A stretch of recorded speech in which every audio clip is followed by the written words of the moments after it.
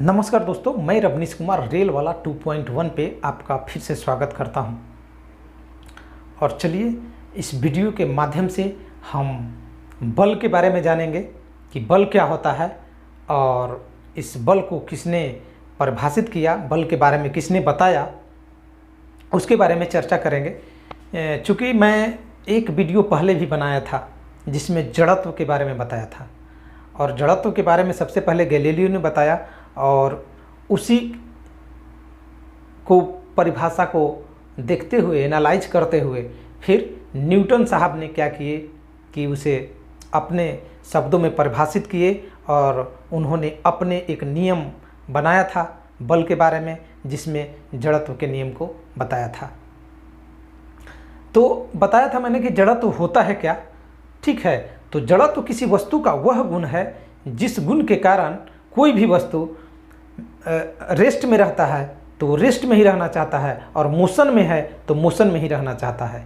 कहने का मतलब कि कोई वस्तु चल रही है, ठीक है, अगर रोड पे गाड़ी यदि चल रही है तो वह चलते रहेगी, तब तक चलते रहेगी जब तक कि उस पर कोई बाह्य बल ना लगाया जाए।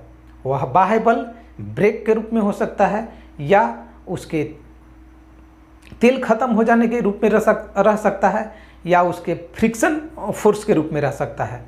ठीक है, तभी जाके वो गाड़ी रुकेगी, नहीं तो चलते रहेगी। और यदि रुकी हुई है तो जब तक उस पर बाह्य बल नहीं लगाया जाएगा, मशीन के द्वारा बाह्य बल नहीं लगाया जाएगा, तब तक वह चलना प्रारंभ नहीं करेगी।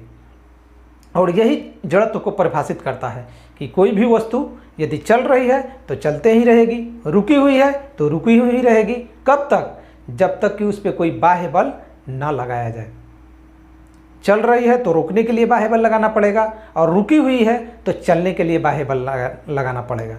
इस तरह से जड़त्व क्या था, जड़त्व के दो बताए थे कि जड़त्व कितने प्रकार के होते हैं। दो प्रकार के होते हैं, एक रेस्ट वाला जड़त्व होता है और एक मोशन वाला जड़त्व होता है।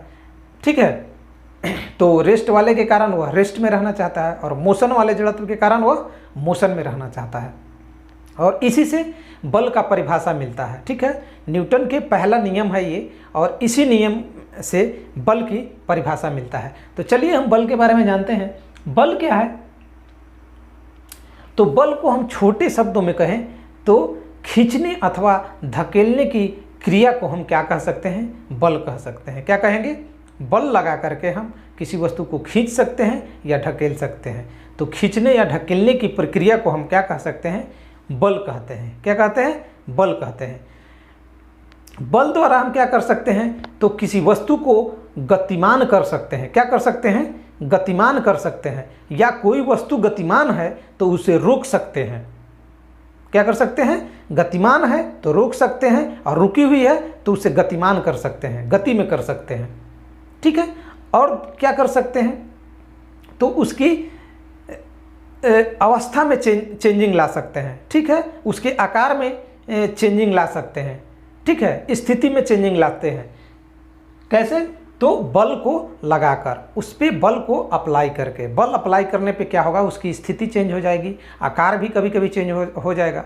जैसे गूथा हुआ आटा है, आटे पे हम अगर हाथ को दबाएंगे तो क्या होगा? उसका आकार बदल जाएगा।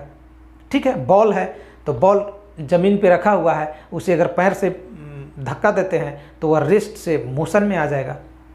ठीक है, उसी तरह से क्रिकेट द्वारा जो बॉल को बैट से फेंका गया या उस पर प्रहार किया गया, फोर्स लगाया गया, तो जो खिलाड़ी दूसरा होता है वो कैच कर लेता है, रोक लेता है उस बॉल को। तो क्या करता है कि गतिमान बॉल को हाथ से अपने क्या करता है? और रोक लेता है, तो रेस्ट में ला देता है। क्लियर है? तो बल होता है कितने प्रकार के? दो प्रकार के होते हैं। बल कितने प्रकार के होंगे? दो प्रकार के होगा। एक होगा संतुलित बल और एक असंतुलित बल। बैलेंस फोर्स और अनबैलेंस्ड फोर्स, दो तरह के फोर्स होंगे। ठीक है, तो संतुलित बल किसको बोलेंगे? क्या संतुलित बल किसको बोलेंगे? तो संतुलित बल, मान लिया कि एक यहाँ पे कोई बॉक्स है। क्या है? यहाँ पे कोई बॉक्स रखा हुआ है। ठीक है, और इस बॉक्स को क्या कर रहा है? धक्का दे रहा है। एक और लड़का है, इधर से क्या कर रहा है? एक बॉक्स को क्या कर रहा है, धक्का दे रहा है। ठीक है, तो ये क्या धक्का दे रहा है, तो क्या कर रहा है, फोर्स अप्लाई कर रहा है। या हम बोले कि फोर्स अप्लाई कर रहा है, एक लड़का इधर से फोर्स अप्लाई कर रहा है और एक लड़का इधर से फोर्स अप्लाई कर रहा है। ठीक है, तो ये बॉक्स किसके तरफ जाएगा, क्या है, किसके तरफ जाएगा। तो इसमें 2 केस हो सकता है, 3 केस हो सकता है कि ये धक्का दे तो इधर चला जाए और ये धक्का दे तो इधर चला जाए। और एक केस क्या हो सकता है कि दोनों धक्का दे लेकिन यह हिले न डुले, यानी जहाँ है वहीं पे रहे।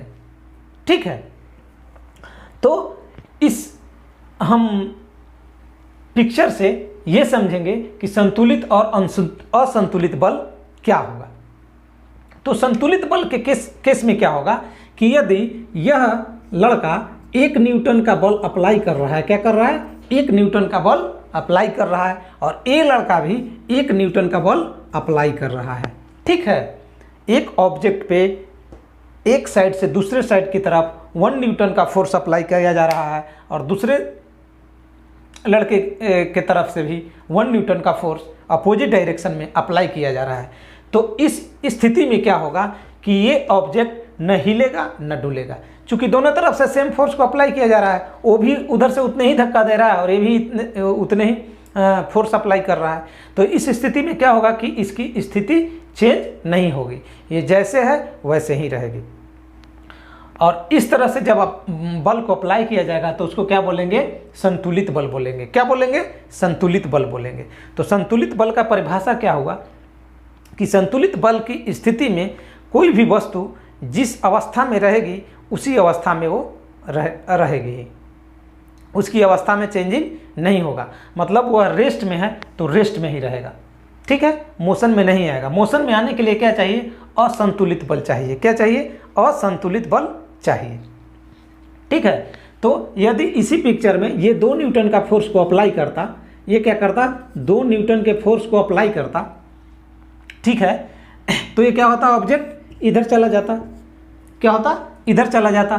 तो बोला जाता क्या कि ये असंतुलित बल लगा रहा है। क्या लगा रहा है, असंतुलित बल अप्लाई कर रहा है। या कोई दूसरा ऑब्जेक्ट लेते हैं, ये इसको कोई लड़का धक्का दे रहा है लेकिन ये क्या हो रहा है, हिल नहीं रहा है ना डुल रहा है। ठीक है, इसका मतलब क्या, ये संतुलित बल लगा रहा है। क्या लगा रहा है, संतुलित बल। और यदि यही लड़का, एक दूसरा लड़का आया और वो फोर्स को लगाया और इससे क्या हुआ कि ऑब्जेक्ट मोशन में आ गई या एक जगह से दूसरी जगह खिसक गई, अपनी स्थिति को चेंज कर ली, तो उसके द्वारा जो बल लगाया जाएगा उसको क्या बोलेंगे, हम असंतुलित बल बोलेंगे। क्या बोलेंगे, असंतुलित बल बोलेंगे। तो संतुलित बल और असंतुलित बल में आप अंतर समझ गए होंगे। नहीं समझे तो फिर से एक बार बताते हैं कि संतुलित बल जो है वो वस्तु को संतुलन की अवस्था में रखता है और असंतुलित बल उसे संतुलन को खत्म कर देता है, यानी संतुलन की स्थिति में नहीं रहता, असंतुलित हो जाती है। यानी वो रेस्ट में है तो क्या होगी, मोशन में आ जाएगी। क्या आ जाएगी, मोशन में आ जाएगी। ठीक है,